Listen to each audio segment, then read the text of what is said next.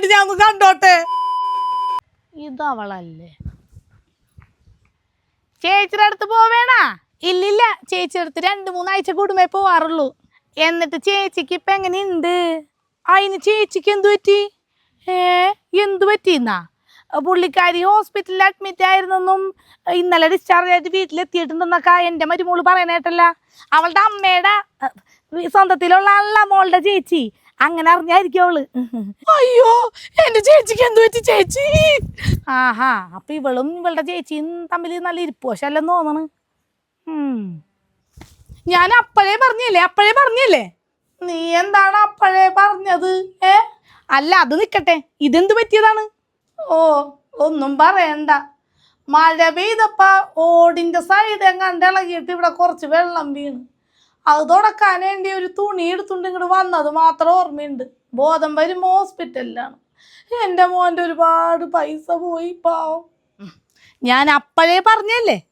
കുറെ നേരം ആയില്ല നീ അപ്പോഴേ പറഞ്ഞല്ലേ എന്ന് പറയണത്. എന്താണ് അപ്പോഴേ പറഞ്ഞത്? അത് പറ. അതെ, ഞാൻ അപ്പോഴേ പറഞ്ഞല്ലേ ഒരു ഹെൽത്ത് ഇൻഷുറൻസ് എടുത്തു വെക്കാൻ. അപ്പോൾ ഒരു ജോലിയും കൊടുക്കാണ്ട് ഇങ്ങോട്ട് പോരായിരുന്നു.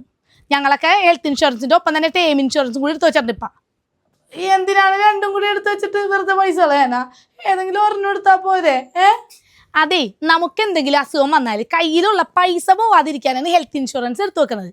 അതുപോലെ ഇപ്പൊ കുടുംബം നോക്കുന്ന ആള് മരണപ്പെട്ടാൽ പിന്നീട് അങ്ങോട്ട് അവർക്ക് പണത്തിനൊരു ബുദ്ധിമുട്ട് വരാതെ ജീവിക്കാനാണ് ഈ ടേം ഇൻഷുറൻസ് എടുത്തു വെക്കുന്നത്.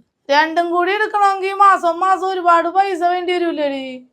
ഇല്ല ചേച്ചി, മാസം 400-500 രൂപ തുടങ്ങുന്ന പ്ലാനുകൾ ഇതിലുണ്ട്.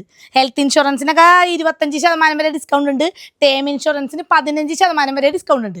പിന്നെ ഹെൽത്ത് ഇൻഷുറൻസിന് 1 കോടി രൂപ കവറേജ് ഉള്ളതും ടേം ഇൻഷുറൻസിന് 2 കോടി രൂപ വരെ കവറേജ് കിട്ടുന്നതൊക്കെ നമുക്ക് ഇതിൽ നിന്ന് എടുക്കാം. ആഹാ, അത് കൊള്ളാല്ല. എന്നാ ഈ ഇൻഷുറൻസ് എവിടെന്നാ എടുക്കണമെന്നും കൂടി ഒന്ന് പറഞ്ഞു തന്നേടി, എൻ്റെ മോനെ കൊണ്ട് എടുപ്പിക്കാല്ല. ഞാൻ എൻ്റെ ബയോയിലെ ഒരു ലിങ്ക് കൊടുത്തിട്ടുണ്ട്. അതിൽ കയറിയാൽ ഇന്ത്യയിലെ ഏറ്റവും മികച്ച ഇൻഷുറൻസ് കമ്പനികളെല്ലാം നോക്കി അവ തമ്മിൽ കമ്പയർ ചെയ്ത് നമുക്ക് ഇഷ്ടമുള്ള ഹെൽത്ത് ടേം ഇൻഷുറൻസുകൾ എടുക്കാം.